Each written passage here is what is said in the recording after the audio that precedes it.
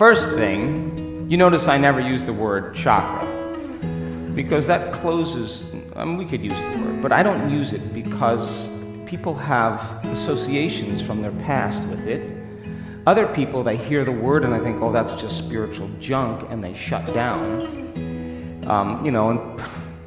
And people like put stones over their energy centers thinking that's going to heal them. I mean, I'm sorry, but I think you put your attention there and do a better job.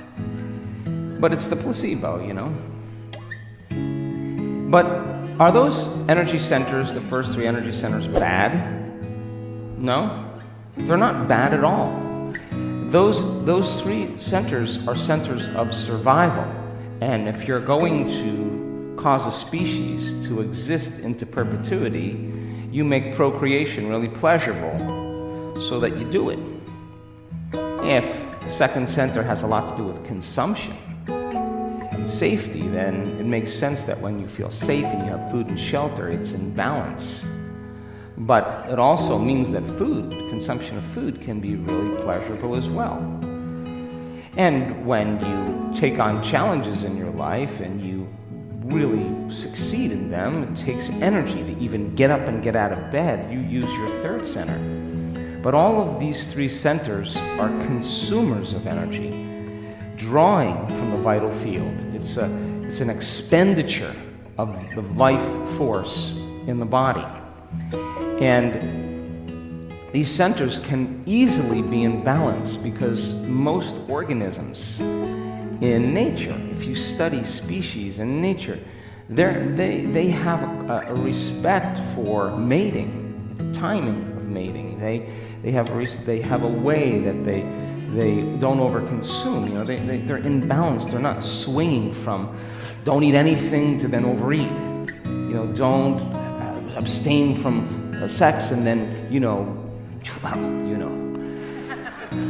it's not the polarity of that. It's the polarity swings, and then as we get up to the center, it swings less. And this third center is really the ceiling of the ego.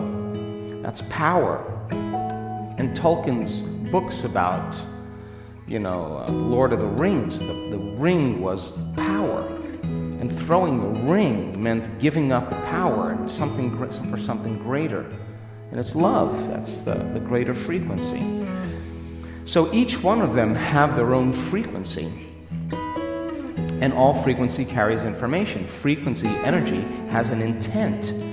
And when energy moves into any one of these centers, systems begin to change. When the first center switches on because there's energy in there, that center, the energy that activates the brain in that center, produces a mind in that center. Are you with me still? Because consciousness or energy moving through neurological tissue is mind. When neurological tissue gets activated, all of a sudden there's a mind there. So when the first center gets activated, it has a mind of its own. Yes or no? And if the second center is activated, or the third center, or the fourth, when you're coming from different centers, there's a different consciousness or a different intent. And when energy makes it to the fourth center, though, now it's no longer the consumption, but there's the expansion of energy. This is the bridge that starts us to connect to our divinity. And connecting to that, putting your attention on it, not only creates heart coherence, but it produces a host of biological chemicals that are released, 1,400 different chemicals that begin to restore and repair the body.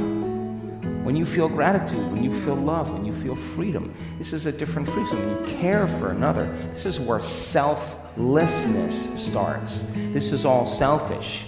Now, can you activate this center?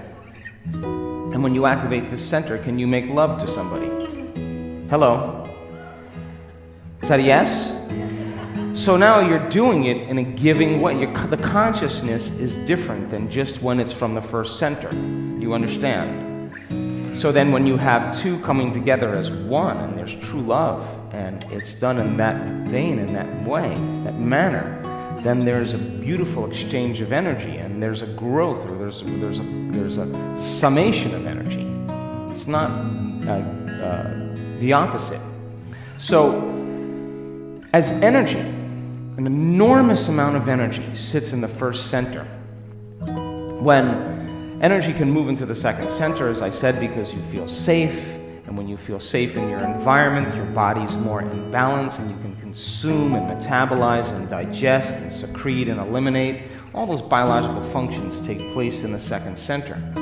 When you become compromised in your environment and there's a threat or there's danger and the environment becomes unsafe, then all of a sudden the autonomic nervous system says, move all the energy you can because this is how you're going to take care of the body. And of course, now you're a body local in space and time. So many people have most of their energy by thinking and feeling in the first three centers, as we said.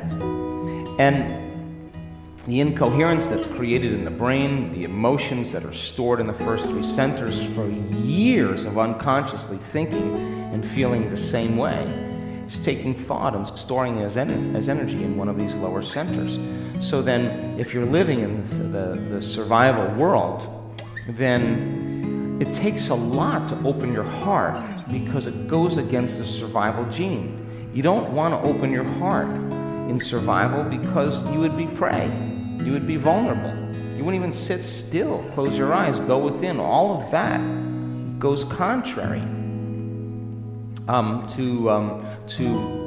to the act of really opening your heart. It's just not a good time to do that. And people focus on matter when they're in that state. And so doing this work and getting energy into your heart.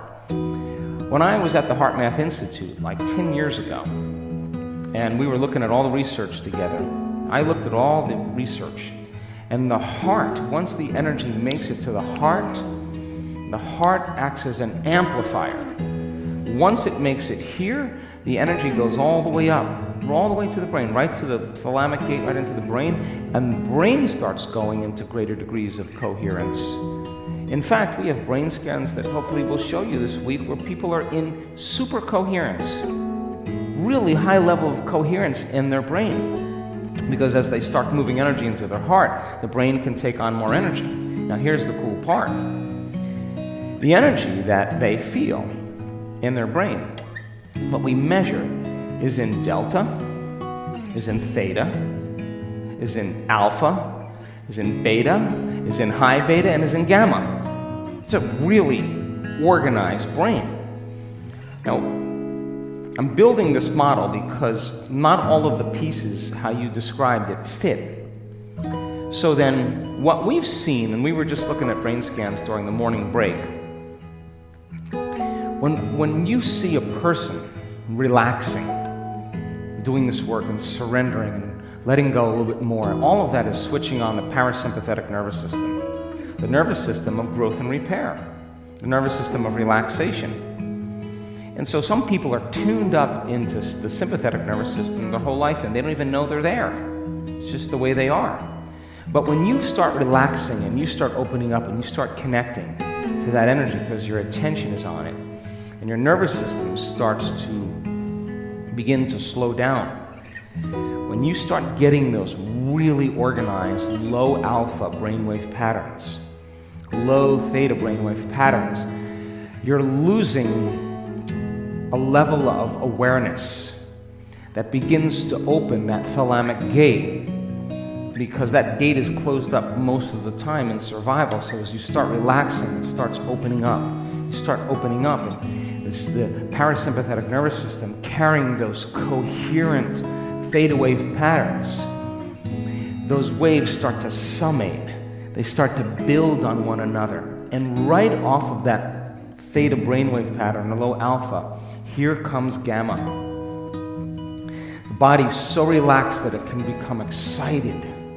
And when that sympathetic nervous system switches on and that gate opens up, the brain goes into those high gamma brainwave patterns. Now, I want to give you an understanding of how high those gamma brainwave patterns are. If we took a group of people like this, everybody in the room, and we measured eyesight, or we measured hearing, or we measured intelligence, or we measured pancreatic enzymes, out of every person in this room, we would see, whether we were measuring eyesight or hearing or height or whatever, we would see this curve called the Z-curve. Are you with me? Come on. Now, a Z-curve looks just like a symmetrical mountain. And if you draw a line right down the center of that mountain, that's called normal. That's where most of the people are, and because the curve is the highest in the middle, that means most of the population falls within normal. Are you with me still? Now, if you were to draw that line and then divide it like with equal lines out, you would see that you would have the majority of the people, about 63% or so, 64%, falling either one slot, one standard deviation above, or one slot, one standard deviation below. Are you with me still? So 68% of the people is falling right in the middle there. If you go to the next one, the curve drops down, and you have about 12.5% that have a little bit better eyesight than the people that had the one standard deviation, or two standard deviations below, you have a little poor eyesight or a little poor hearing, or shorter. And then 3 standard deviations, it's about 2%, 2.5%. That's that line that comes down like that. Because the line's going down, there's less population there, 2.5%. That's a person with really great eyesight, or really poor eyesight. And those 3 standard deviations, no matter what we measure, accounts for 99.7% of the population.